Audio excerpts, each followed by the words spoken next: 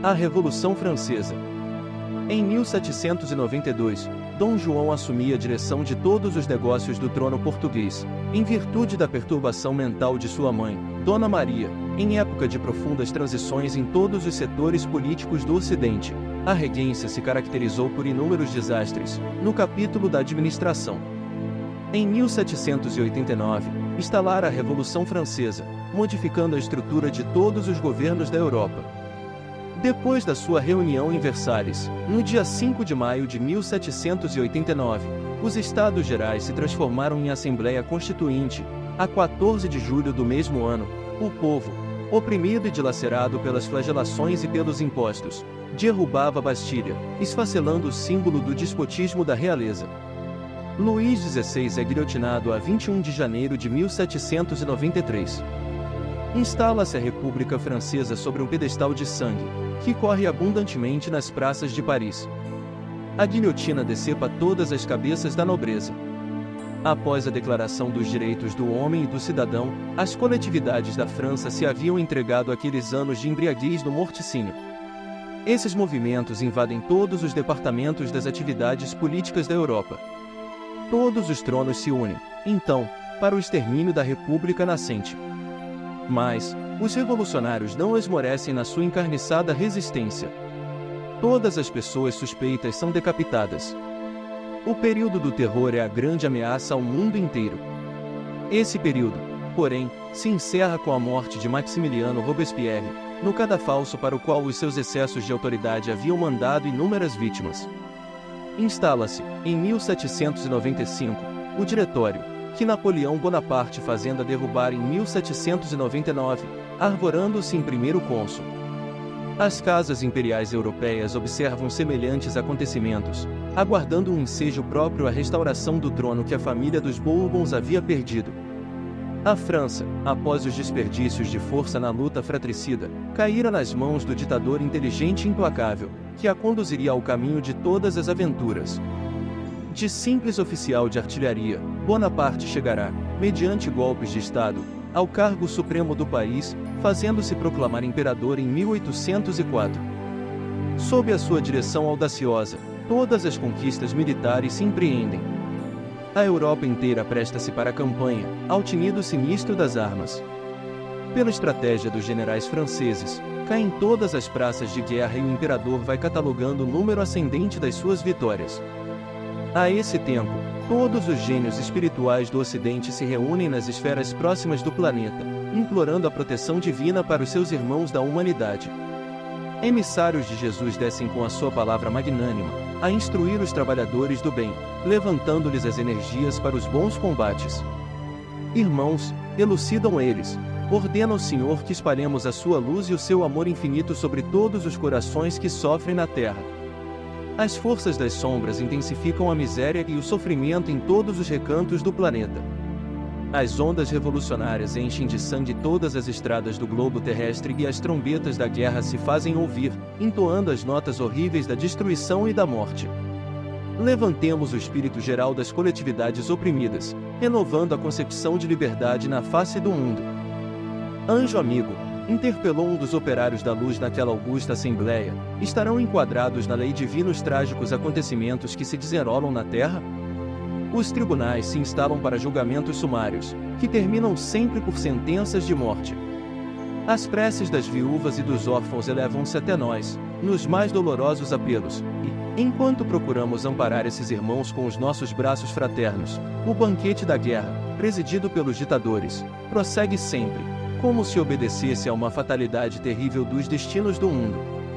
Irmãos, explica o mensageiro, o plano divino é o da evolução e dentro dele todas as formas de progresso das criaturas se verificariam sem o concurso desses movimentos lamentáveis, que atestam a pobreza moral da consciência do mundo. A revolução e a guerra não obedecem ao sagrado determinismo das leis de Deus, traduzem o atrito tenebroso das correntes do mal, que conduzem o barco da vida humana ao mar encapelado das dores expiatórias. Os pensadores terrestres poderão objetar que das ações revolucionárias nascem novas modalidades evolutivas no planeta e que múltiplos benefícios se originam das suas atividades destruidoras. Nós, porém, Não compreendemos outras transformações que não sejam as que se verificam no íntimo dos homens, no augusto silêncio do seu mundo interior, conduzindo-os aos mais altos planos do conhecimento superior. Se, após os movimentos revolucionários, surgem no orbe novos aspectos de progresso geral, é que o bem é o único determinismo divino dentro do universo, determinismo que absorve todas as ações humanas, para as assinalar com o sinete da fraternidade, da experiência e do amor. Os espíritos das trevas se reúnem para a chacina e para a destruição, como acontece atualmente na Terra. Aliando-se às tendências e às fraquezas das criaturas humanas, levam a mentalidade geral a todos os desvarios.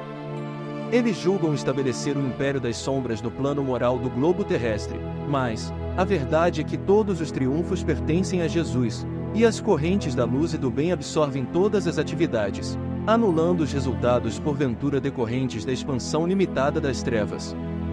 É essa a razão porque, mesmo depois dessas ações destruidoras, florescerão outros núcleos valiosos de civilização.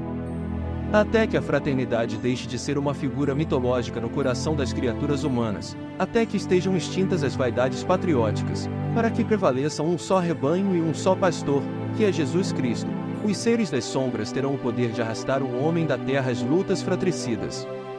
Mas, ai daqueles que fomentarem semelhantes delitos. Para as suas almas, a noite dos séculos é mais sombria e mais dolorosa. Infelizes de quantos tentarem fechar a porta ao progresso dos seus irmãos, porque acima da justiça subornável dos homens há um tribunal onde impera a equidade inviolável. A temes divina, Deus aguardiando os juramentos dos homens, conhece todos os traidores da humanidade, que passam pelo mundo glorificados pela história.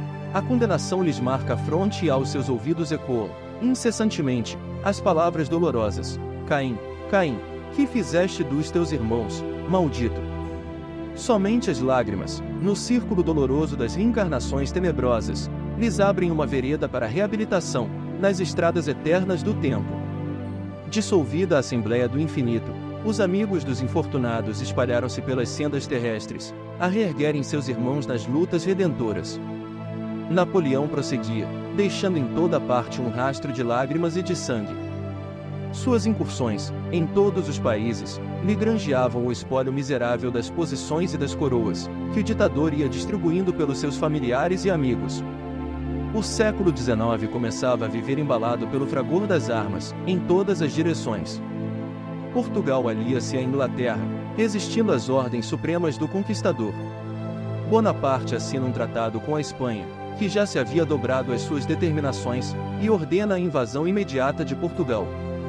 A Inglaterra, com a sua prudência, sugere à Casa de Bragança a retirada para o Brasil. Dom João VI hesita, antes de adotar semelhante resolução.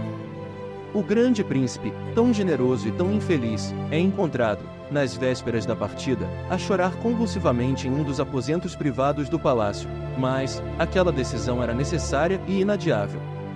A frota real velejou do Tejo a 29 de novembro de 1807, a caminho da colônia.